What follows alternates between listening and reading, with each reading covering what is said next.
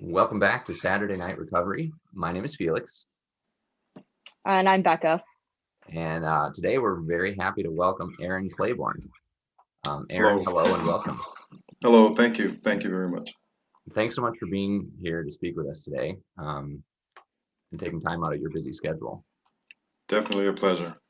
So, can you tell me a little bit about yourself to get started here? Um, yeah, of course. I am an individual in long-term recovery. I am 51 years old. I have four children biologically, and I have two uh, step children. I'm engaged. I've been engaged about less than a year.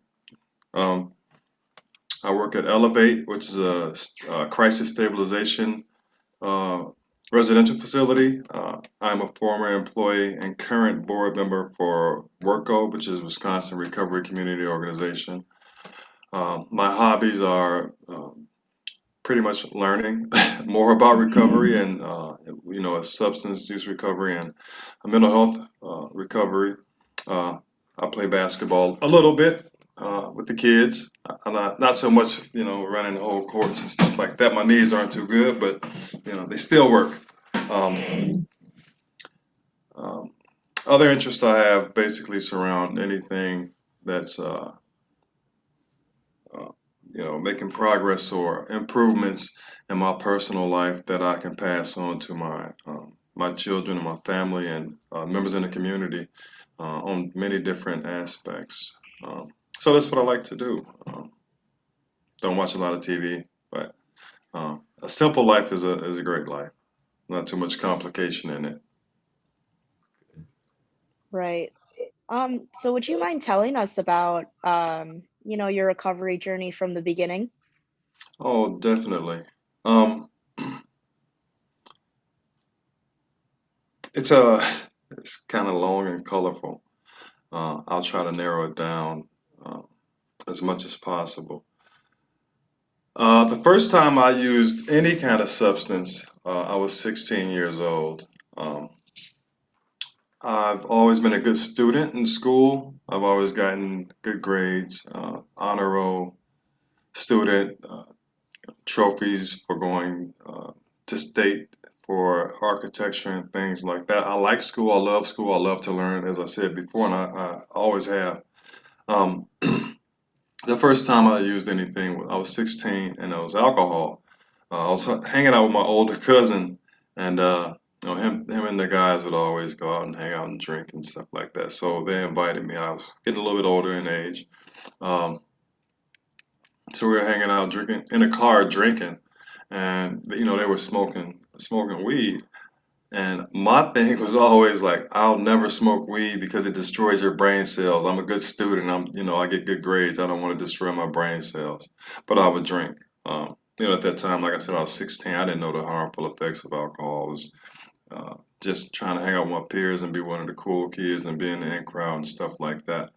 Um, so that happened for a while. And one time, I was drinking with him again in the car, and alcohol lowers your inhibitions. So I was like, yeah, I'll smoke some weed, and I did. Didn't feel anything because I was intoxicated already. Um, More along down the line, I did smoke some marijuana when I wasn't intoxicated. Felt the effects. I was never really a huge marijuana smoker. I just didn't. It wasn't my drug of choice. Um, Experimented with some other things, for short periods of time. Heroin was one, not injecting it, but I would snort it. That lasted a little while, not even 6 months. Um, Hash, uh, that was really it primarily. And I drank. That was my drug of choice. I drank all the time. The older I got, I just drank. Being responsible as far as work, getting in a lot of trouble legally when I was intoxicated. Um, a lot of just stupid stuff. Disorderly conducts. Urinating on people's lawns while I'm walking around. OWIs. Um, fights, bar fights, just stupid stuff uh, that happened, and being irresponsible at home as well. It's more or less like it's nighttime at the current time that I with my girlfriend at the time had a kid. Um, it wouldn't be like it's a Saturday night, we're going to stay home, and you're like you guys are going to stay home or whatever, and I'm going to go to the bar. So just being very irresponsible that way. Um, and my thing was always my claim was like I always go to work. I never missed work due to my intoxication. Never got terminated from a job for being intoxicated, and that was my thing then. That's no glorification now because yeah, I did go to work hungover and things like that. It prevented a lot of stuff. So that's not to me now. That's no. But I did this. That doesn't even matter. I did what I did, and it wasn't the proper way to do things as a man, as a human being, as a father, or whatever.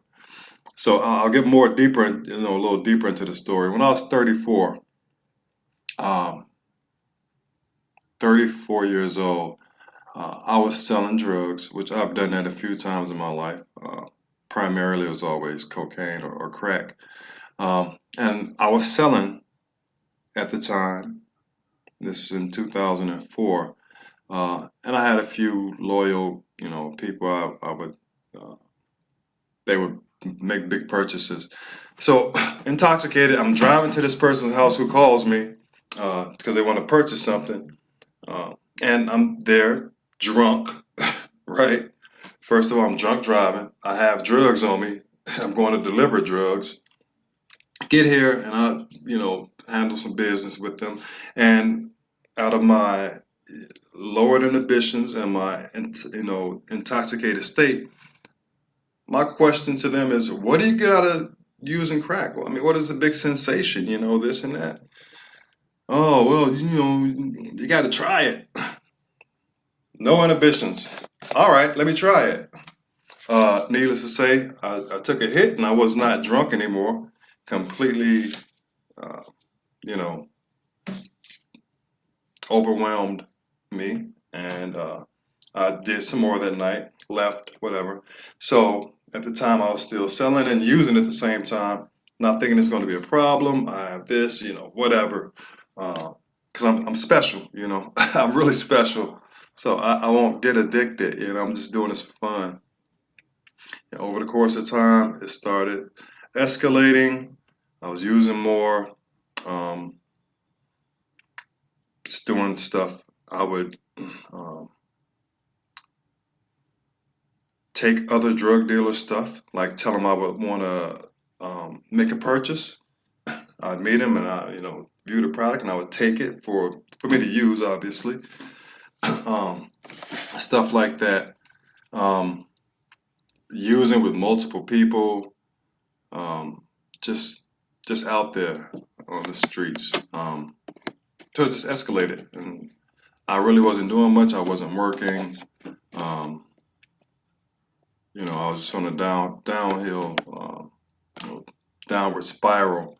Um, Not until I got into some legal troubles, uh, like possession, um, did I seek help afterwards, and that wasn't even of my own free will. It was like a suggested thing to do, or it was a thing to show my probation officer that I was trying, which it did help, But the element that kept me in it at that time was fear of getting a positive urinary test at my probation officer. So I had those things to deter me from using. It wasn't something that I especially wanted to do. I did feel better, but it was just like, oh, I got this hanging over my head. I don't want to, go to jail, you know. But as soon as I got off probation, or if I had any time in between, if I didn't have to see my probation officer for 30 days, somewhere in between that time, I would use and make sure I was clean before I went to go see him.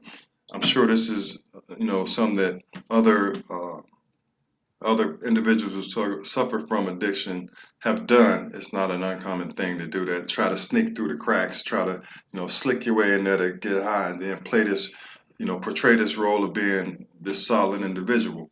Um, and that's just what I was doing. Um, then when I got off probation, yeah, I used a lot more. Same stuff happened, I'll use once. Nobody can use once if you're an addict, right? So just another downhill spiral. Got in more legal trouble. Same thing. Possession. I was using at the time, but I still had it on my person. So possession. Same thing. Probation. Um, attending meetings, trying to show face, and, that I'm doing this and doing that. It wasn't really into me. Giving my probation officer this big talk like, yeah, I'm doing this and I'm doing that. And in my heart, it wasn't even that. Um, so I'm gonna jump, over multiple times of using multiple violations until the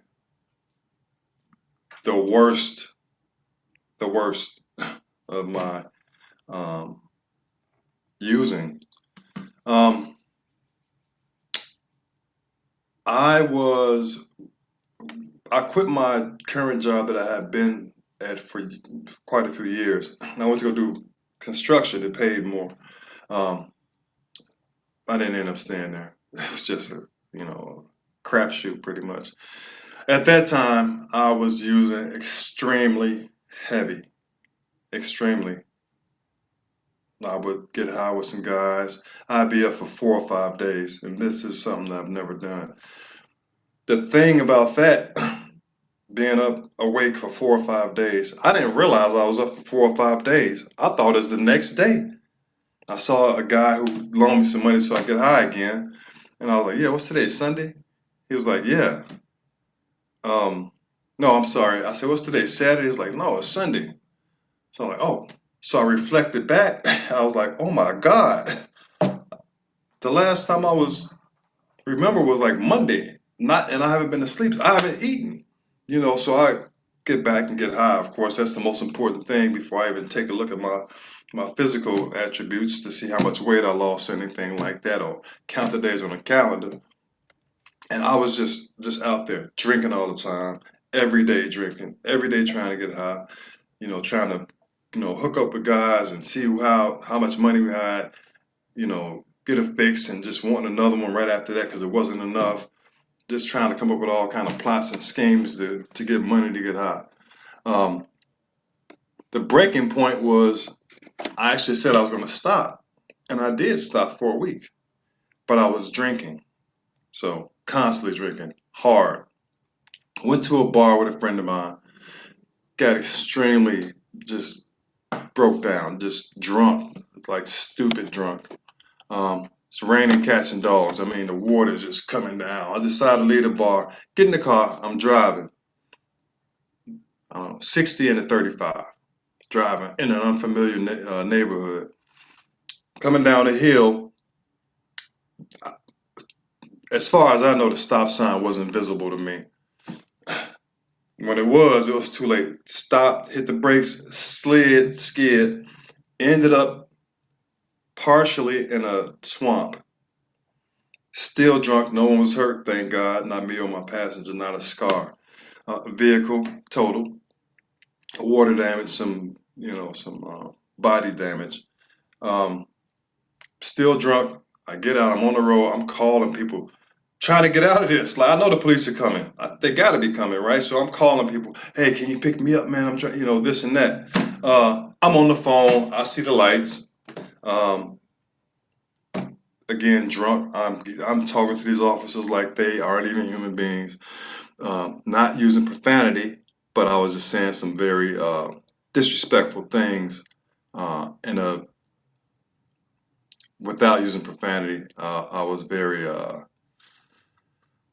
what is the word? I was condescending, insulting. Um, I don't know. I just presented myself as with this, some self entitlement, like, you guys are just cops. You don't know what you're doing. This and that. Just dumb stuff. Um, yeah, and it didn't turn out so good for me, right? So, woke up in jail. This was that revelation. This was the thing that hit me. I woke up in jail, and I just said to myself, "What the hell am I doing? This ain't my life. This is not how it's supposed to be. This is not what I'm supposed to be doing. I'm a better person. I was raised better than that.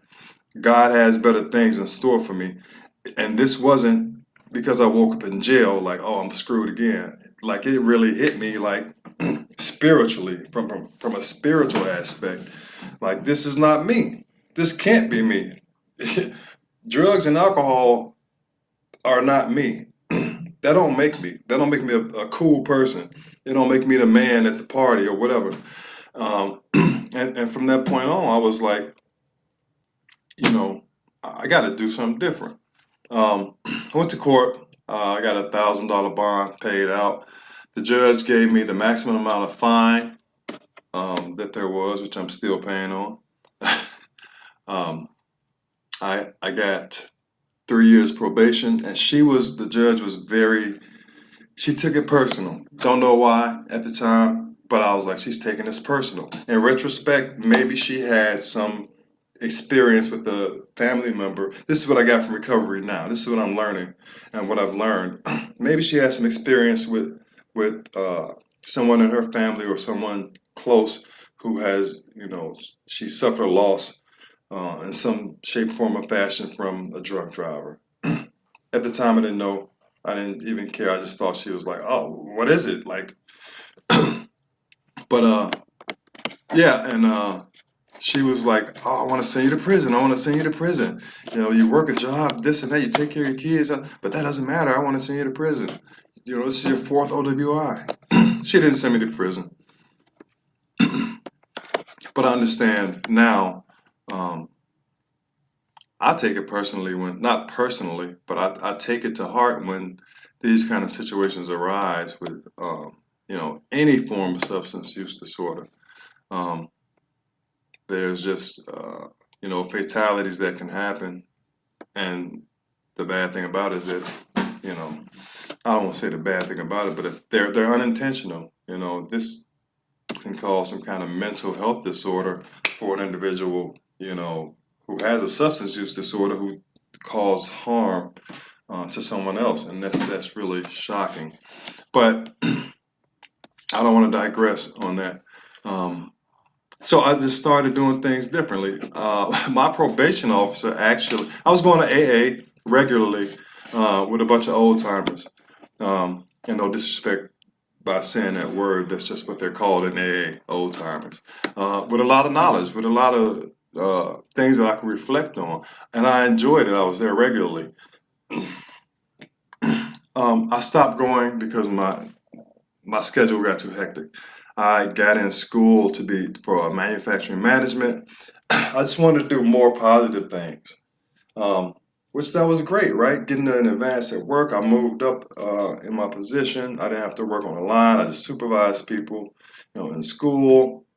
Excuse me, taking better care of my kids. But the thing that really got me is that my probation officer said there's a program coming up. It's called to be a recovery coach. Hey, what does that entail? He told me, gave me information. I got signed up. There was a $400 cost. I was blessed to get a scholarship for the program. Took the training, and as much as I knew, I didn't know anything. Like I thought I knew it all, right? I didn't know anything. Um, Everything that I learned in my recovery coach training was just so instrumental in me um, even making more progress in changing, understanding more about addiction. And I just took off from there. Any training that came, I wanted to do it. I did it. Um, it didn't matter what it was, I was there. There was still some things that I was trying to learn that I didn't know how to do, like socializing without being intoxicated, right? I go to these, AA events, and I'm like, oh, I don't know what to do. I don't know how to socialize with people because I'm not I don't have that first drink, first two drinks for me. Um, but the more I learned with different people, hearing different stories around the table, just talking to people, it just came, um, as time went on. Um, that's because I didn't know who I was, because I was always um, suppressing my feelings, uh, my emotions, all of that. I didn't even know that until you know where I am now. I didn't realize that sometimes I get sad. I jump from situation to mad. I never knew how to feel sad. It was always covered up with drugs and alcohol. I didn't know how to deal with problems except ignore them. I just didn't know how to do that. But that's where I am now, and I've just made such great strides. Um, so became a recovery coach. Got employed maybe like 9 months later with Worko. I was just doing too much, like at the gym every day, taking care of the kids. My regimen was school, work, gym, kids, and it worked for me. But I actually needed more support to keep going to the meetings. So I became a recovery coach. Um, then I became a certified peer specialist. Then I became an naloxone trainer. Then I was the grant coordinator for Worko, which got me more involved with the organization statewide. Started making connections with the other grant coordinators at other organizations, all different types of trainings and meetings. I went to the annual substance use and mental health disorder conference. Oh my God, the people you meet, just like these are real friends. These are true friends. You don't even know them. You've never seen them in your life. They start conversations. It's positive conversations for any question. It was just so amazing, and I just love that connection, those friendships that were made. It's like no feeling in the world. Out of all the friends that I've acquired over these years, like that, those weren't true friends. They either wanted something from you, and real friends don't invest in you doing something wrong. That for yourself or for anyone else. um, and that is like super amazing to me, and I love that feeling now. I know how to give back. I know how to give of myself. Um, I know how to receive information and process it, and be more empathetic to people's feelings because I've gotten in touch with my own. You know, and that has been just so instrumental for me to make different connections and just be this force. I've always known that I was supposed to do something um, in this kind of area of helping people, and I don't want to say that I did. I don't want to say that I finally figured it out. I want to say I was afraid to do it because my head was telling me, "Do good, be a good person, don't do this." But my other self was like, "They're gonna judge you, look at you like you think you're better than everybody." And I never thought that, but that was my thinking then. And now it's like, I am me. I'm doing me. I'm being me. This is the person who I was born to be. They say you know, God gives everybody something, and this is what He's given me. So that's where I am. That's what I do, and I'm going to continue. I don't ever see me not doing this kind of work. Um, I encourage others to continue. This worked for me. So what I would tell somebody is to, if you get there and and you're saying to me, you just genuinely enjoy this, keep doing it. Get more involved in different things as far as recovery goes, any kind of recovery, and you'll get that gratification more. So yeah, that's kind of my story. I didn't go into detail with all the little events, but they were pretty.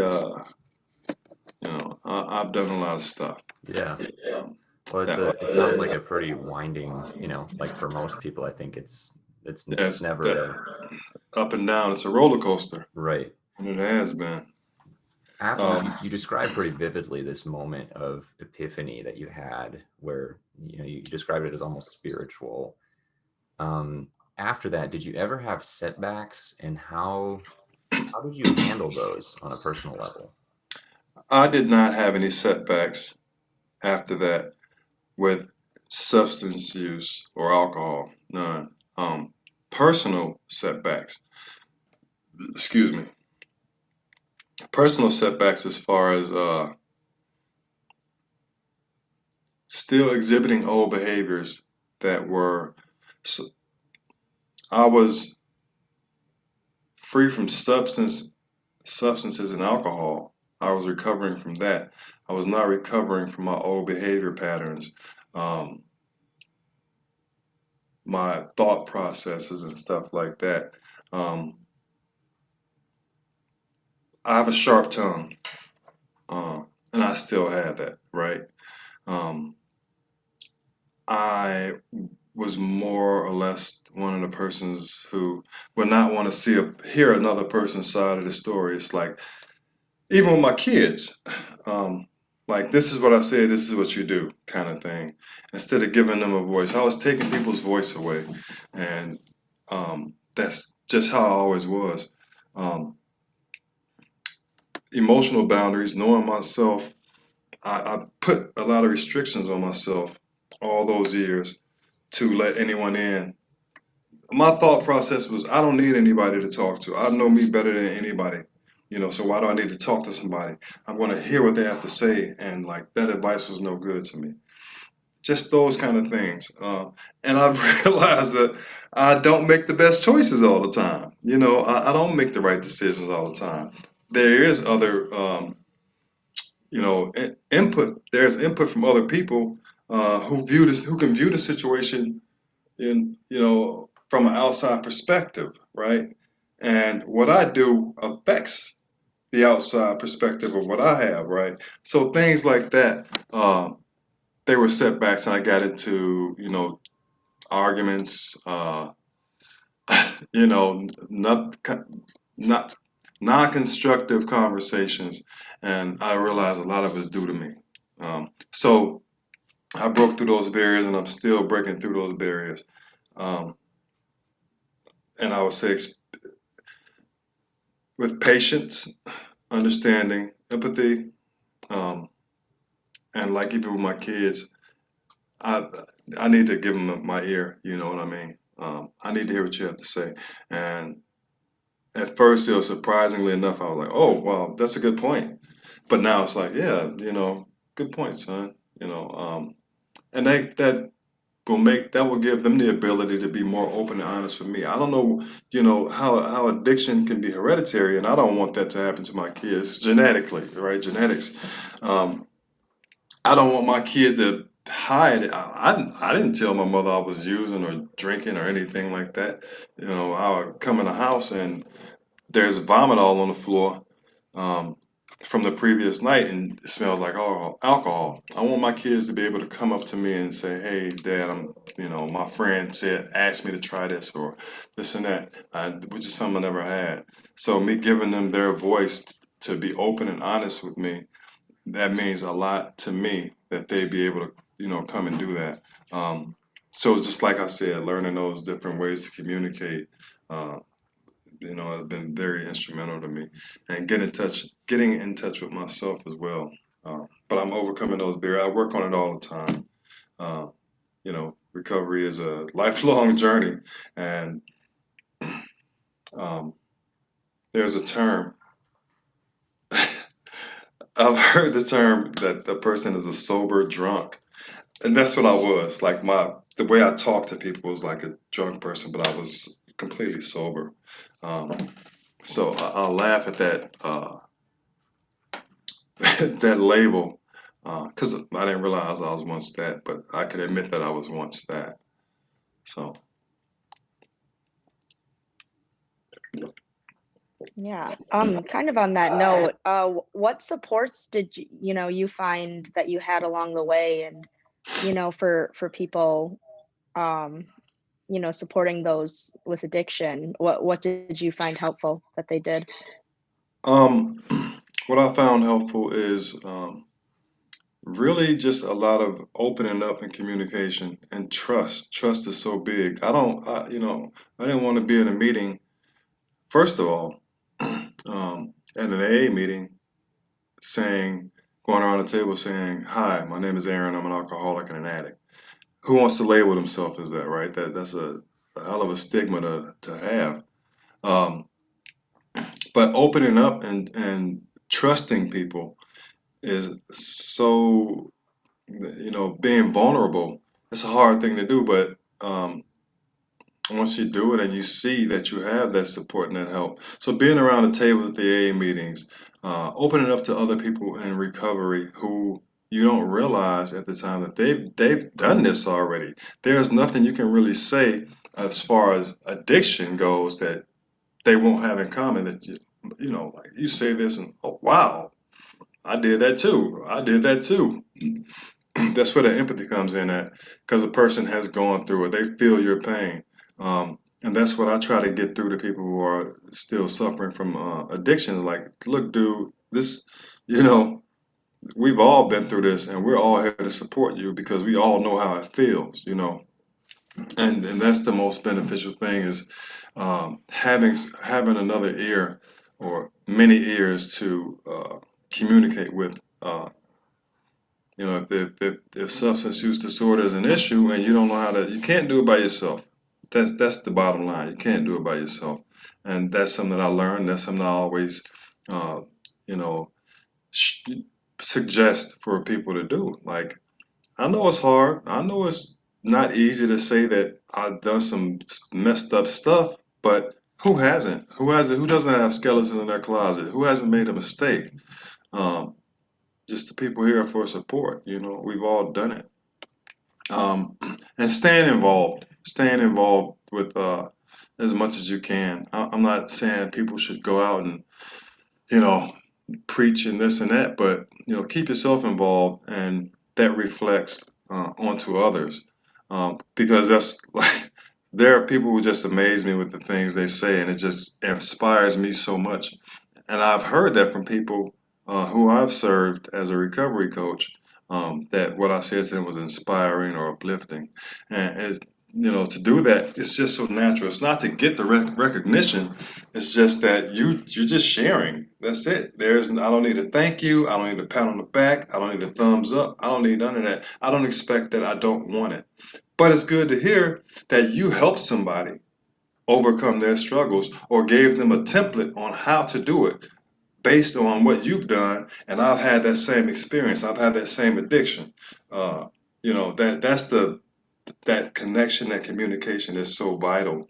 Um, from what I've seen with myself and with other individuals who are in recovery. You talked about, how your experience has informed your approach with your own children, and having a family, 4 kids and then 2 stepkids, you have a big family around you. Can you maybe talk a little bit more about some of the challenges or benefits that you've experienced going through this process while also having a family? Um, yeah, this is something me and my fiance have had multiple conversations about. Okay, first of all, we're a blended family. All right, and we're blended as far as the us as individuals and our ethnicities. Um, so initially, like the kids didn't quite exactly get along. There was a power struggle, obviously, right?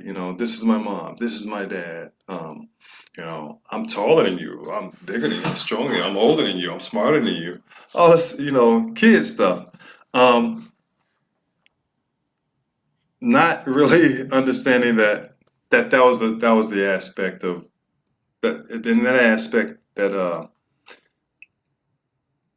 the kids weren't just like being jerks to one another. They were feeling a particular way because one of their parents was spending, us as parents were spending a lot of time together, so they felt like we were taking time away from them. Um, I had to get that understanding as opposed to being like, hey, don't be mean to one another. like it's beyond that I had to dig deeper into. That was one of the things that I was talking about as far as getting in touch with myself so I can get in touch with other people's feelings. That way. Um, for myself and my fiance dealing with new kids, we talk about it. Or we either, as parents, we treat our kids a certain way. So it's like, you kind of baby him a lot, you know. Whoa, that's my son, that's my kid, that's my, whatever. It's all boys, by the way. That's why I keep saying son. No offense, Rebecca. I have a daughter too, but she's older. Anyway, um, to hear that as a parent, it's like you can't say that. You can't judge what I do. But in reality, as a family blending together, I may know some stuff that she doesn't know, and she may know some stuff that I don't know, as far as raising kids, because we want them all to be on the same page, and that's what we're doing. So we don't do that now, like take it offensively. It's like, yeah, good point, because you realize what we're doing may not be the healthiest. It may be a loving thing to do, but it may not be the best choice in raising our kids. Um, Teaching them the things we know. Be polite, be kind. They know what we do. They know what our jobs are, and they wear that like a badge of honor. They talk to us about our jobs, and things like that. That's really gratifying.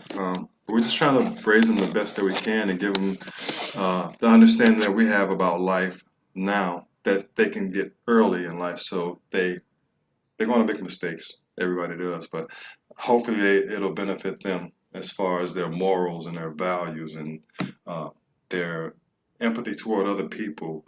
Uh, their understanding, obviously, about drugs and alcohol. They're adamant, nah, no, none. They'll never do that. Even smoking cigarettes. Um, but it's been challenging, and it still is. There's situations that arise where, like, how are we going to handle this? We know we need to talk to one another first, come up with a solution, a plan, or whatever the case may be, to implement into the kids. But it's not as challenging as it once was, but it is. Raising kids is always going to be challenging. So.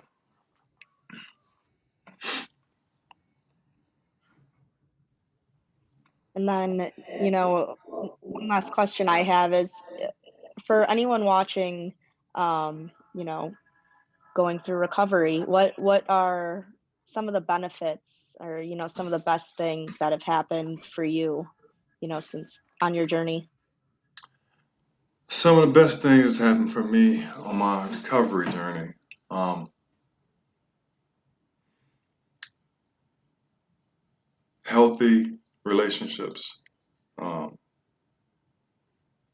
with healthy people, caring people, loving people, positive people, people who challenge you to do better for yourself, to make yourself a better person. Um, Stability, like all around the board, financially, emotionally, spiritually, understanding, trust. Oh my God, trust. That's always a big one in anything. Um, in most aspects of life, trust is a huge thing. Um, Respect. I've gained all of these things, and I continue to uh, work on my stuff. There's just so many great things. Better like setting goals and actually accomplishing them. Not the I want to do. I have the ability to just stay focused. Um, I'm not. My brain is not blurred anymore with fixating on you know it's the weekend's coming up. I want to get drunk. I want to get high. I fixate on progress, growing, um, and becoming better. Um, I, exercising more, eating healthier. Just it just takes that blurred vision away and that foggy thought process away, um, for you to want to do more and do better all the time. Um, that's what I've gotten. Mostly, like what I appreciate the most is everyone who was there for me and everyone who's still there for me and everyone's going to be there for me to support me, and we support each other and always want the best for one another. My fiance, she has been uh, extremely instrumental in a lot of aspects of my uh, changing my behaviors, and we share regularly. We call it going down a rabbit hole. We just get into these deep conversations and have these deep realizations about you name it, you name it. Um, but she's an excellent support. She's really great in the community as well. Um, so yeah, that those connections, that's really the most touching and inspiring thing to me. I hear people talk, and I'm not. I wasn't an emotional person, but I love being who I am now. So, like when I hear people talk, I'm this 6'3" muscular guy, and I get kind of choked up and, and teary eyed. But it's just from love. It's from love and respect, and like dignity and all those things that we all want to have and be able to give to other people. So yeah, it's those emotions. They're just it's joyful, and it's so yeah, and it's just from those relationships of support. Uh, I'm happy you've been able to find someone to share that with, I think. And so congratulations, by the way. I didn't say that at the Oh, beginning. thank you. Um, so my last question for you today is, what are your personal goals moving forward as your journey continues? My personal goals. Um, my personal goals. Um, I I described it one way to someone uh, who had kind of asked me the same question, like, what do I who do I want to be? This is my analogy. I want to be the Malcolm X of recovery. I want to be as I want to spread this message as far as I can spread it. Um, I really have a deeper story, right? So if I'm able to expose any parts of those stories that are beneficial to someone, to help someone, that's what I want to do. I live in a small community, and I'm pretty well known in the recovery field, but personally, I just want to do that. I just want to just keep growing growing recovery, mental health and substance use disorder, because a lot of times they go hand in hand. That's really what I want to do. Um, I can't describe it any other way. I just want to give this information and this love and this, uh, you know, understanding and empathy, worldwide if possible. That's my personal goal. I'm not trying to be a big, superstar or nothing like that. I like to be behind the scenes, but I love when somebody says that that helped me. That's all. That's my concern. I don't need the glory. I just want to put it out there, and hopefully help a lot of people. So that's like I said, there was no way I could have done this by myself, and what I got from all the people who I spoke with, connected with, and got some from gave me the strength and the determination to keep going and want to do more. So that's just you know my biggest personal thing. I want to be an AOD counselor. So like I've done all these different things. I'm a trainer. I'm a recovery coach and a trainer for recovery coaches. I'm a certified peer specialist. I'm an naloxone trainer. Right now, I work at a crisis stabilization for mental health, people who have mental health disorders. I want to get all of that. I want to know all of that because there's different aspects of different trainings and schooling programs that may not be included in the other one. I just want to get all that knowledge so I can give all that knowledge. So that's like that's part of the smaller plan to have that big plan. So that's really my only goal, really. And it sounds, I'm not making it into a mediocre thing. Excuse me, but for me, it's in the scheme of things, what I do, uh, is what I want to do is smaller than what I want to give, and it's not for me, but that's what makes me happy, you know. Yeah, once again, Aaron, we just want to both thank you so much for your time today. Hearing your story has been, really inspiring, I think, for all of us watching. Um, really grateful for how open you've been, about your recovery journey, sharing your story. Um, and it's great to hear, of your goals and all of the good work you're doing to help others. Oh, Um, definitely. so, thanks again to everyone watching. And this is this month's of Saturday Night Recovery.